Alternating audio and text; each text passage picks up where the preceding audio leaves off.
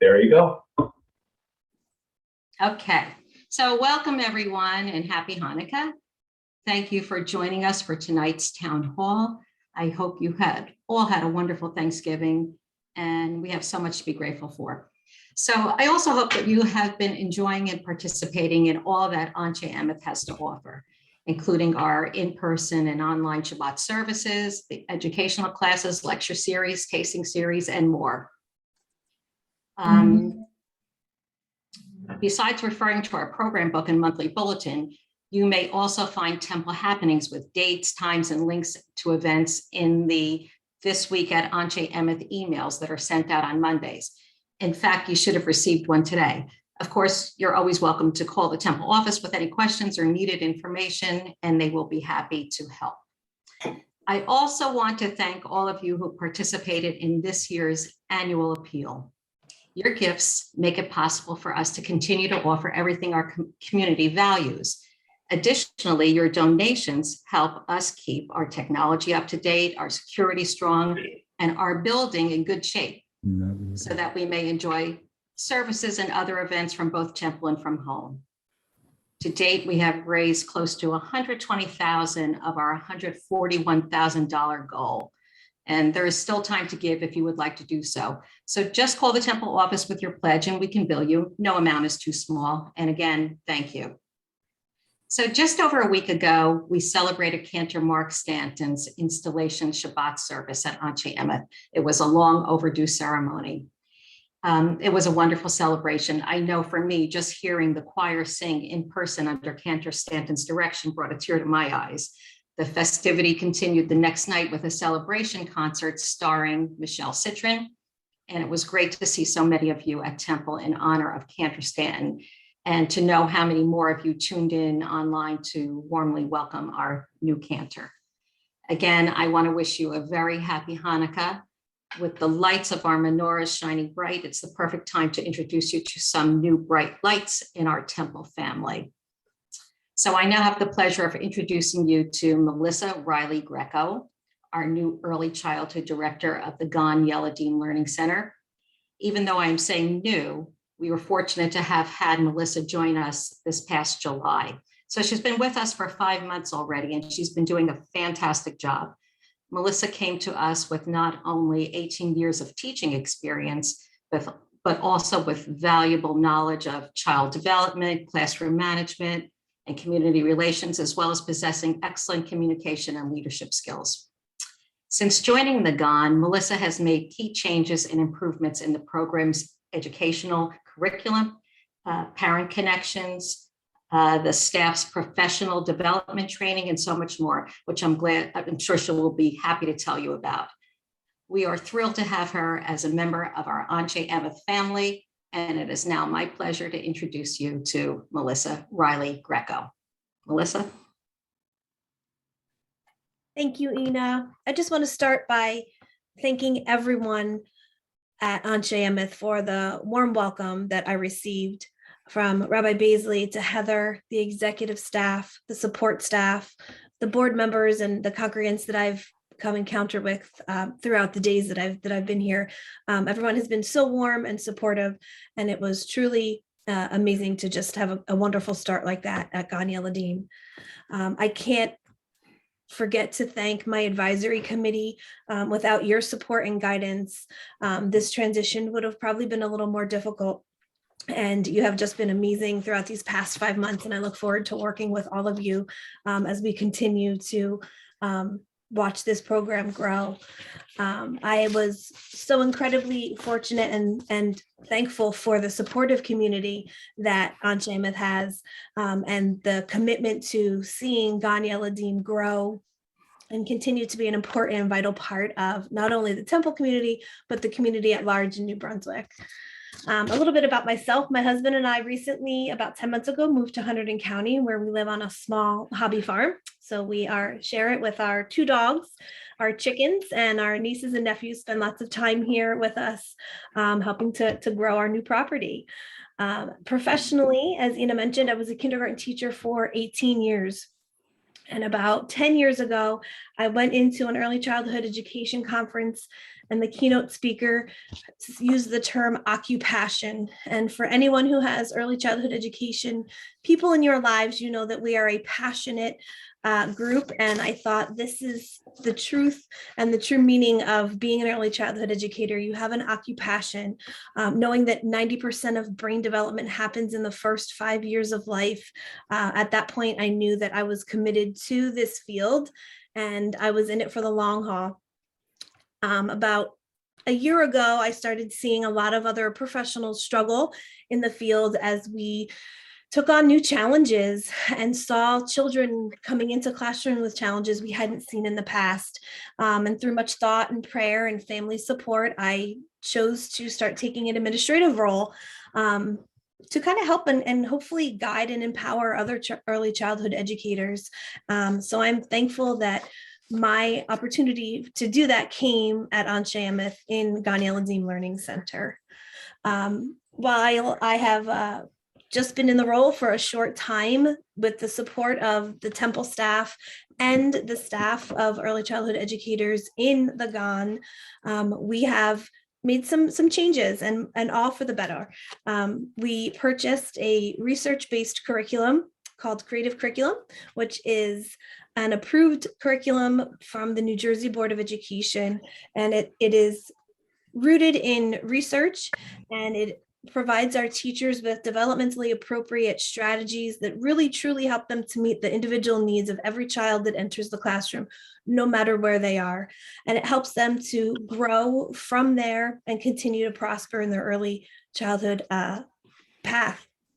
This program is wonderful. It really helps meet the needs of children in their math development, language, cognitive, physical, and social emotional. It gives the teachers the support they need to assess the students. And it really has a wonderful family engagement portion, which is so important right now. While unfortunately we can't have our families in our classrooms and in our hallways, this program provides many opportunities for continued parent engagement while we are, continuing to deal with the pandemic. In addition to this new curriculum, we also have purchased some technology resources that help parents to be involved and to have a better communication with. Well, in this case, that is the next area that I would like to highlight. Our teachers within the learning program have been truly amazing. They have been spending downtimes and rest time and their own personal time to continue professional development at home. They are really rising to the challenge to help improve our program. And I just want to again thank everyone for giving me this opportunity, and I look forward to working with all of you.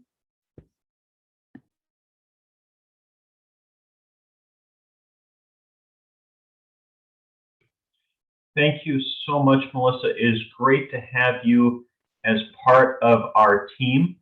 So it's just fantastic to hear about all the growth and development the Gan is going through right now.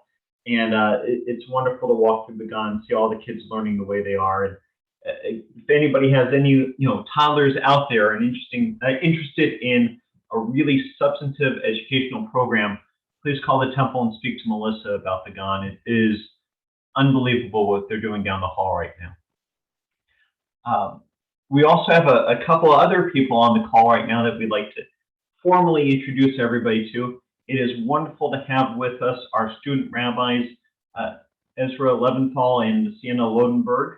I'd like them to introduce themselves and share a little bit about what their passions are and why they're going into the rabbinate. Why don't we start with Rabbi Lodenberg? Hi, everybody. It's so good to see some familiar faces and some familiar names behind some less familiar faces who I know I've probably been playing a rabbi on TV for all of you. That's what I've been saying to my friends lately is I'm not a rabbi yet, but I do play one on TV since I know many of you are streaming into your living rooms. And I want to echo what's been said and really thank you all for such a warm welcome into the community. I've only been here for like 3 months now, and it feels so much like home, and I'm really grateful for that. I was at a family bar mitzvah this weekend, and they were asking me at a synagogue where I actually used to work, and they were asking me how, the internship was. And I just kept saying over and over and over again, I love it at Anshe Emeth. I'm so, so, so happy there. And so that would not be the case without all of you, making it a really wonderful, wonderful place to come to every week. And I look forward to it. And I missed you all this weekend. But I'm glad I had the opportunity to go to this event. So, it's a win-win. So it's a little bit about me. I grew up in Northern Virginia, in Arlington, right outside DC, which is culturally part of neither Virginia nor DC. That's sort of its own place. And I grew up in an interfaith family, and my dad grew up a conservative Jew, and my mom didn't grow up Jewish. And so they joined the Reform Synagogue in town because it was where my mom could participate in Jewish life and where I could fully participate in Jewish life. And that place was my home starting from age 2 when I was in the preschool there. And when I was a teenager, I sort of, I found something really inspiring about the way that the synagogue was the only place where I saw something that felt like a meaningful community where people of different generations interacted with each other. And I really liked that. It was a place where I, as a teenager, interacted with people younger than me and adults. And I also really fell in love with prayer and services and tefillah are some of my favorite things in the entire world. And so when I was a teenager, I think when I was 16, I decided I wanted to be a rabbi. And what I always say is I decided I wanted to be a rabbi when I was 16. And then I decided that many, many, many more times, not just the once. And what I found when I was in later high school, when I was in college, was not just that I love community and I love prayer, though I definitely do, but I really, really, really love teaching. And that's my favorite place to be is the classroom, second only to the bima. And so I'm really delighted that's such a big part of what I'm doing at Anshe Emeth this year.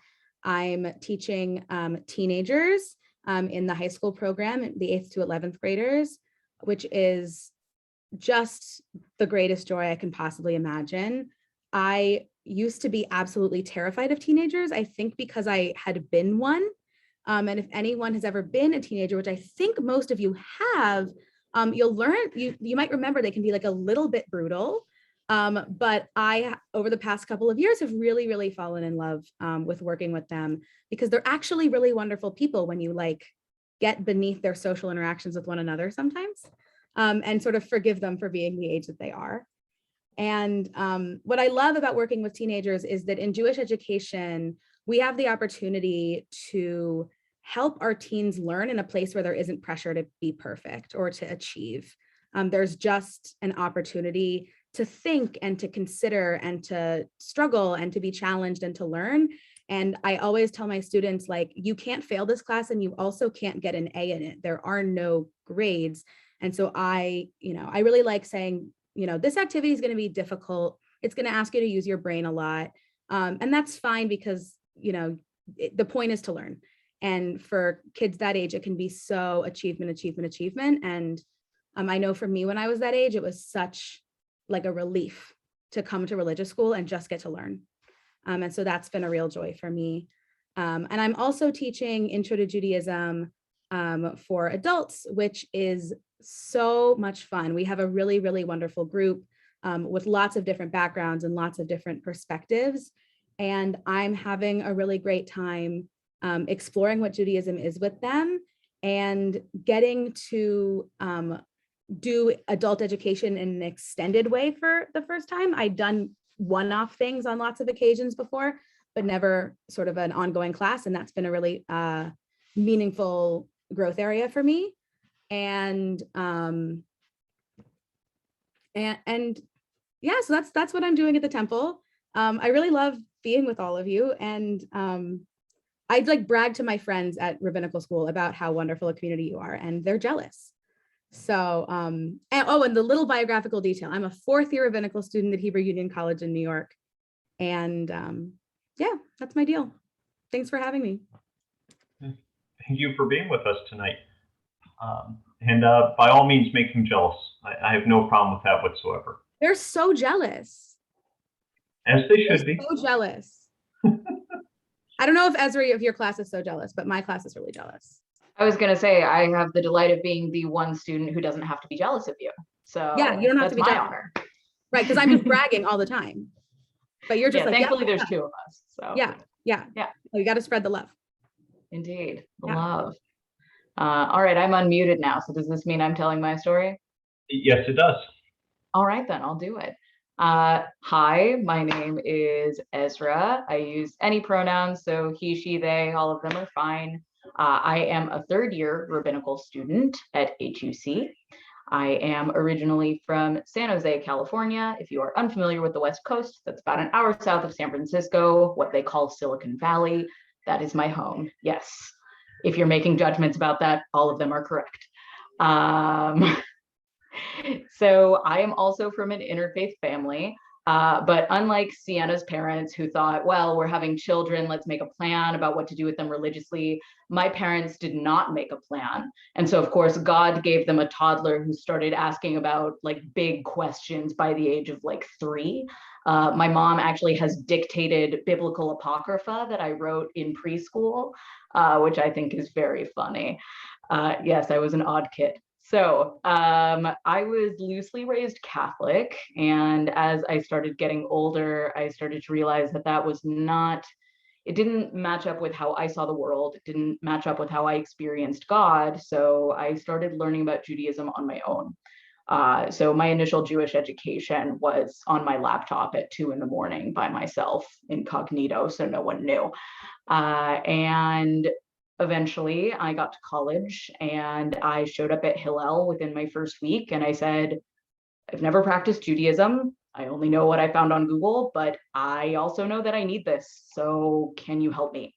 And they did. And I got increasingly Jewish throughout college. And as I became increasingly Jewish, little voice in the back of my head was saying, maybe become a rabbi. And to that voice, I would say, I obviously can't become a rabbi. There's no way I could become a rabbi. And eventually I thought, well, if I'm going to tell myself I can't be a rabbi, I should make sure that's true. So I Googled it and it turns out I could. And so I decided that I would, which was a really big decision for someone who's been practicing Judaism for about 4 years to make. So I had a lot of work to do.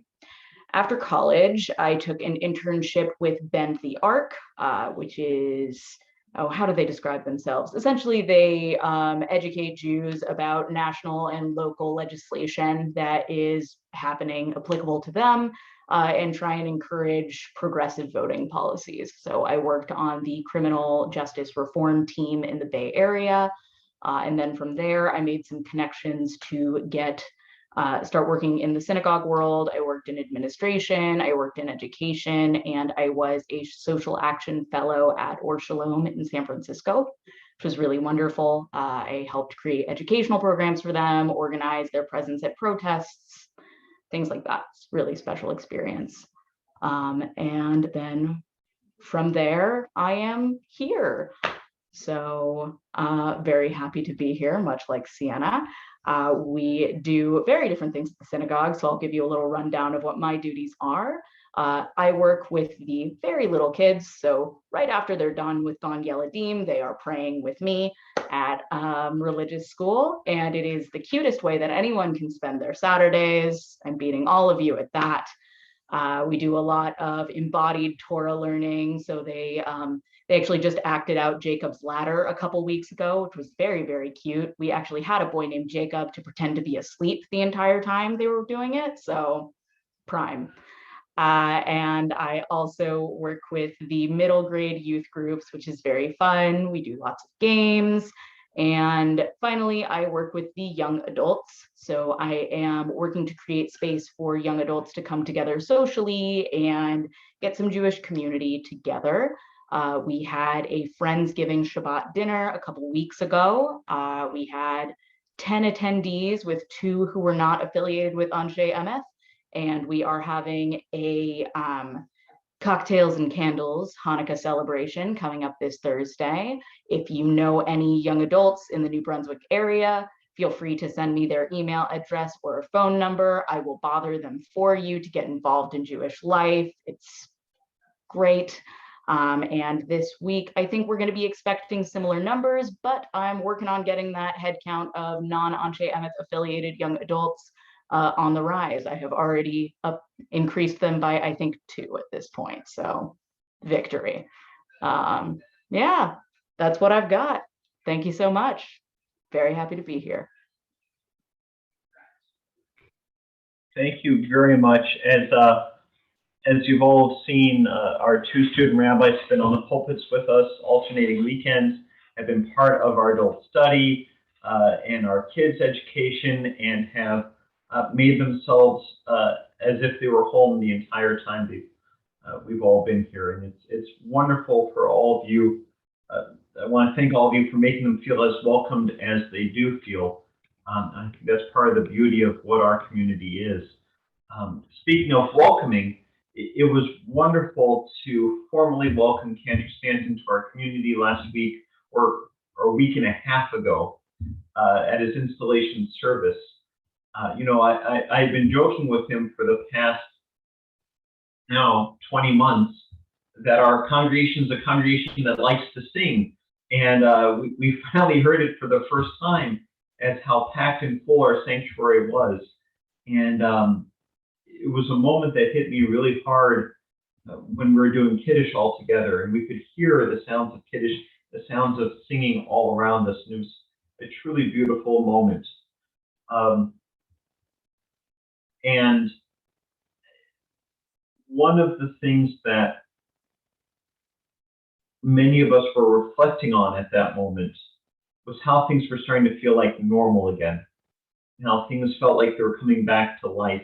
And it was not just a great moment of welcoming in Cantor Stanton, but also felt like a moment of rebirth for many of us who had been in very limited capacities part of the community, or only virtual or hybrid, or in our case, leading services and knowing that 3/4 of the congregation was still with us, but online and not physically present. It suddenly felt like a great reversal that we hadn't had in 20 months.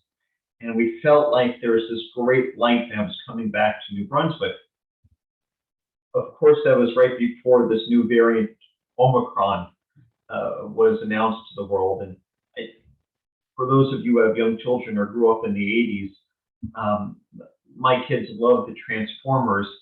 And this new variant sounds a lot like one of the Decepticons coming to Earth to destroy all this, the Omicron. But, I know a lot of us are watching the news and feeling very concerned about this new variant, and also wondering how this is going to impact temple life. The truth is, with all of these variants that have come out, we have always heard very harsh and scary news, and what will this mean? And to some degree, the media is trying to market it as well. And I want to reassure all of you that all of the decisions that we're making about temple life and temple practice are all based in science, and we're using our think tank of our COVID response team to help make the right decisions that'll keep everybody safe. Our next COVID task force meeting will be this Wednesday, and we're going to talk about all the different things that are coming up. We're going to talk about, is there a likelihood that we'll be able to have a congregational breakfast in January? Or are we going to need to rethink how we're going to do the congregational breakfast? Do we need to rethink how we're doing our onigs to go? Can we do onigs in person yet? Can we do dinners for when we have our junior choir services yet? Or are we still doing food outside of the temple? So we're talking about all this stuff, and I want you to all know that we are taking as much precaution as we can to keep everyone safe, while also making sure that all the decisions that we make are heavily rooted in science and what is the healthiest decision for all of us. And again, we have dedicated ourselves to a hybrid community that can be both in person and at home, so that people can do what they feel comfortable doing. Whether you prefer to have services at home because you're worried about the virus, or because it's not easy for you to drive at night. and you still want to be part of the community.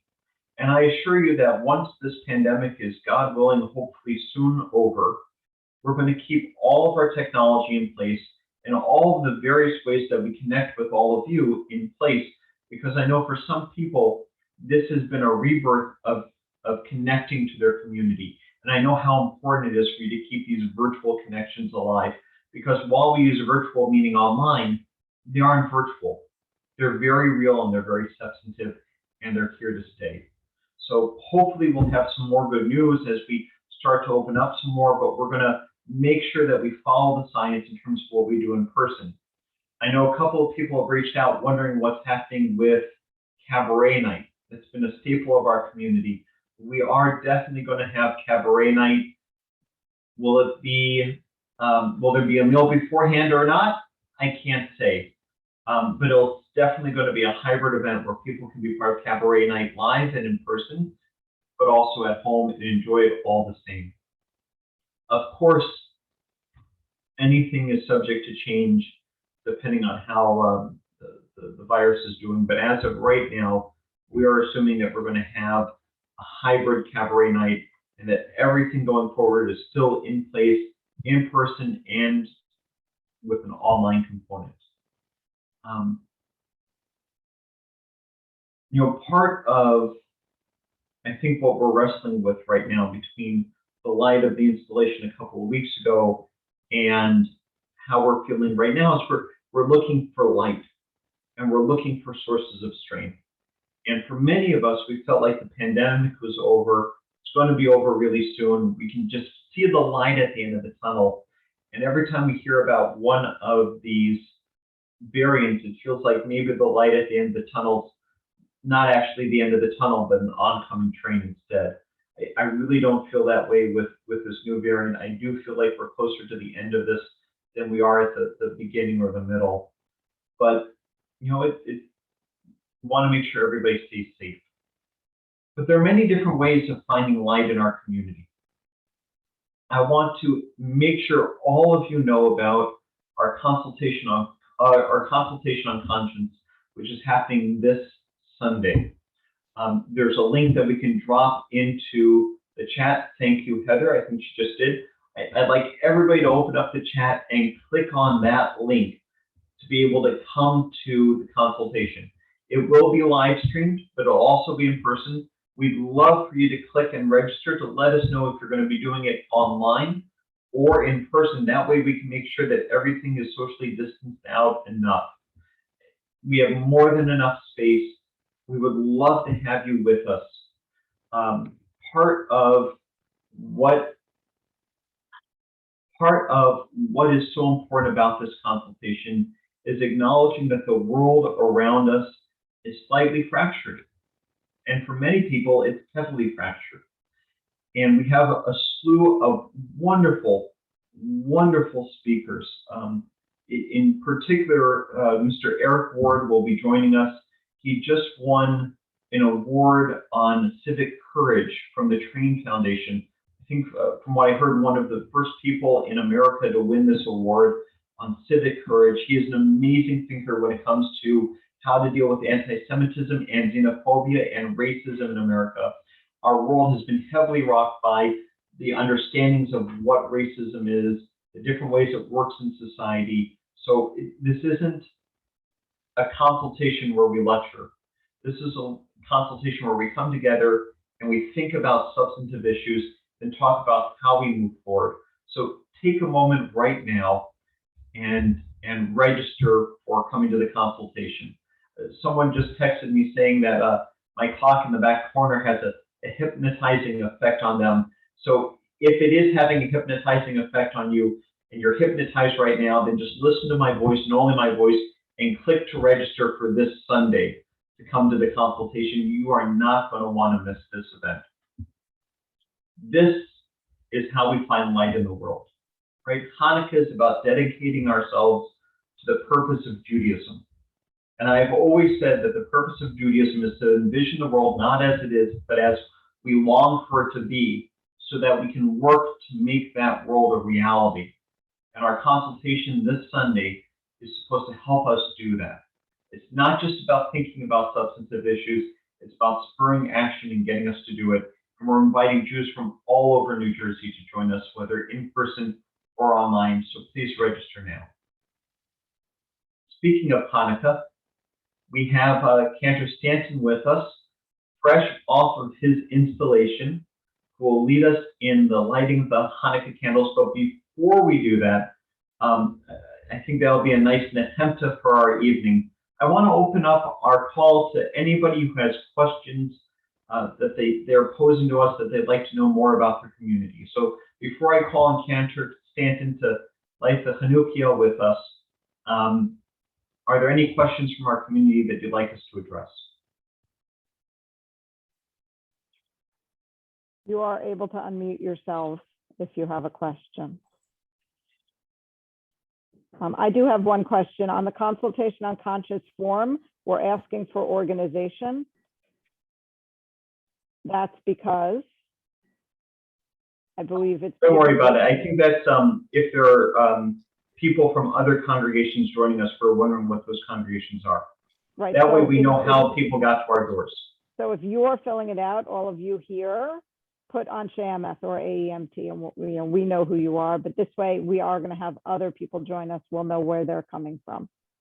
I think that's why we were doing that. Did anybody have questions? You can unmute yourself. I see a question from Laura Gordon about how to donate for the turkey dinners for Christmas. Our team Batea Bone has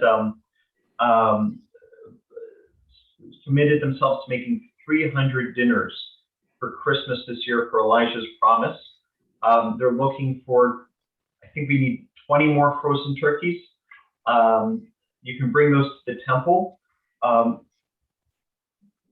we're also looking for about $1,000 to help buy all the supplies for making the dinners.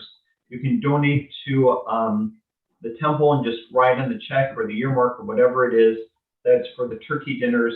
If we're able to raise more than the $1,000, it's going to go to our efforts to make sandwiches for Elijah's Promise. So far, we have been able to make more than 40,000 sandwiches and lunches since the beginning of the pandemic. So whatever we don't use for the Christmas dinners, we're going to put towards that so we can still make more and more sandwiches for those who are hungry in New Brunswick.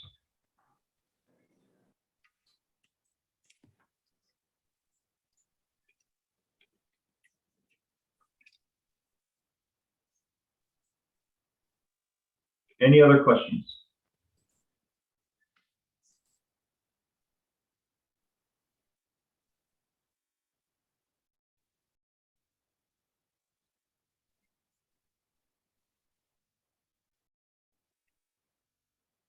Okay. I'm guessing not then, because we've hit with quite a bit of silence now, and as Jews, we don't like silence, so I'm guessing there are no questions. This is Barb Peabody, and I just want to make the comment that the Women's Spirituality Group is having an event this Saturday morning, Shabbat morning. Look for it on the emails. Please register. We will be both in person and on Zoom. And so it's our first attempt at a hybrid. So if anybody who identifies as a woman, please join us. Thank you. Thank you, Barb. Okay, let's hand it over to the cantor for a little Hanukkah lighting. And after we light the candles and sing a few songs, we'll still be around if people have more questions or comments or want to say hello. Cantor, take us away. Somebody was asking to give a wishing well shout out. Yes. I'm happy to give a Wishing Well shout out, or if I'm scrolling through to see who else from Wishing Well is here, please feel free to jump in. We are wrapping up our Wishing Well efforts, so thank you to so many people who have participated. We're wrapping up midweek with our items, which are all found on the CDC website. There are two registries, one through Walmart and one through Target. And items can either be shipped directly through the registry or dropped off at the temple. So we are bagging gifts. We're going to be helping 150 children in the New Brunswick community from 71 families this year. So thank you. There's so many people on this call who have donated, and we thank you from the bottom of our hearts. In answer to Lori Ginsburg's question, I believe I overheard this morning that items for little boys are needed. We're low on items for boys, specifically, I would say like preteen and teen boys. We are lighter on. So if you are looking at the registry and thinking about items to purchase, that is where we have the greatest need at this point. And that's what you'll see reflected on the registry as well. If you order online, is there enough time to get to us? Target does ship faster than Walmart. We're seeing that trend. So, excuse me, you could purchase in person at either of those stores and bring in. But if you do purchase now, it should get there in time. But Target is faster than Walmart lately.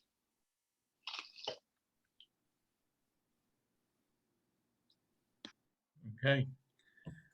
Anybody else? Before I light candles, I just have to give the most amazing thank you and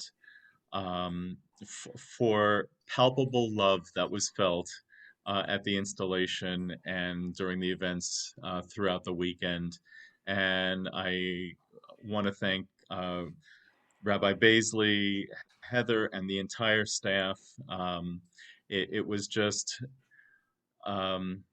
it has in combination with Thanksgiving and then to see more and more light coming through Hanukkah, it's truly, truly uplifting, and I want to thank everybody. So with that, please get your matches and your candles ready, light your shamishes, and please join me for lighting the Hanukkah candles.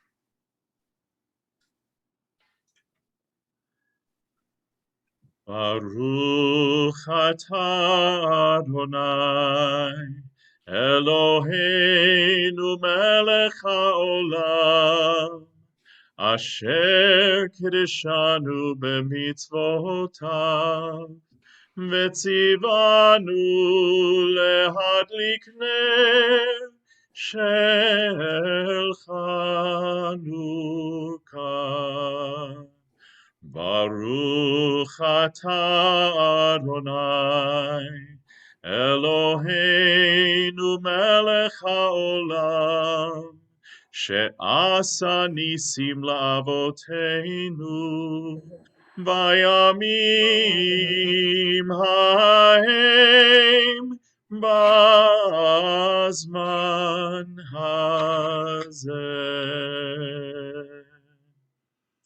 And now, if you wouldn't mind joining me with a few Hanukkah songs, we have, I'm going to put up on the screen here.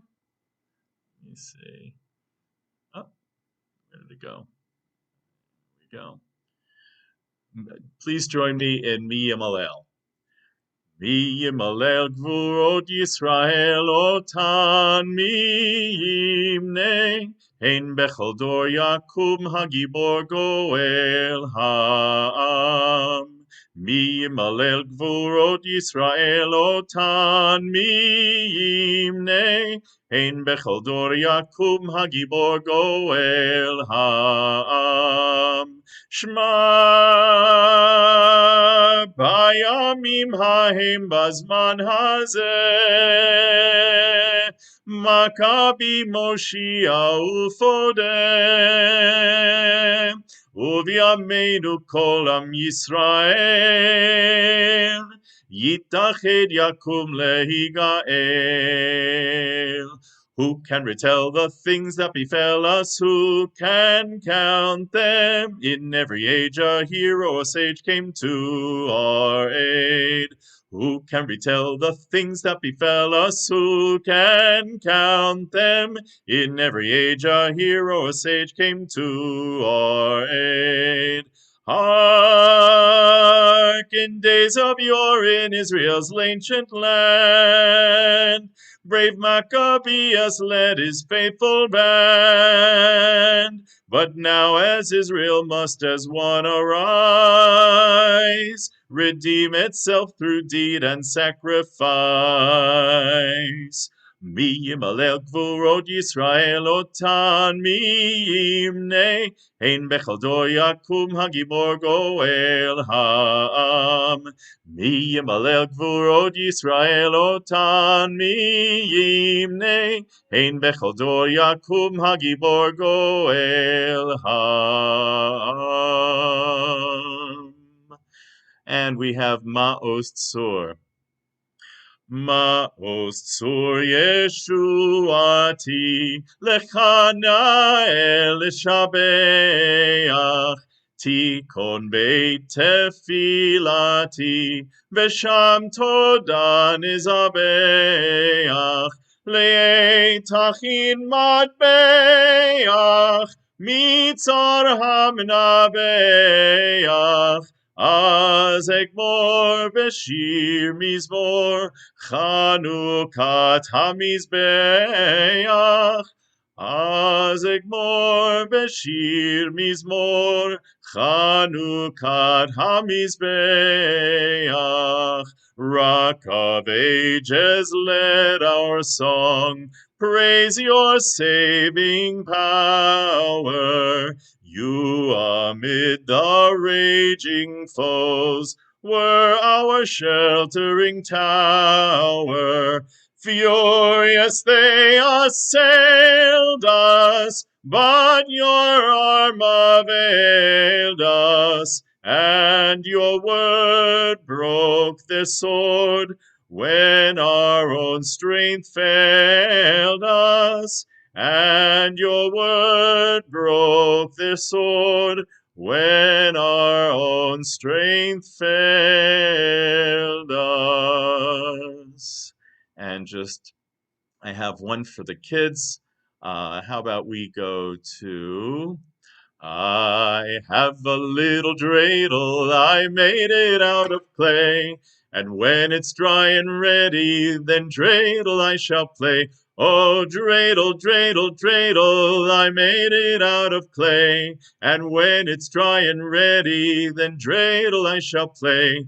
It has a lovely body with legs so short and thin.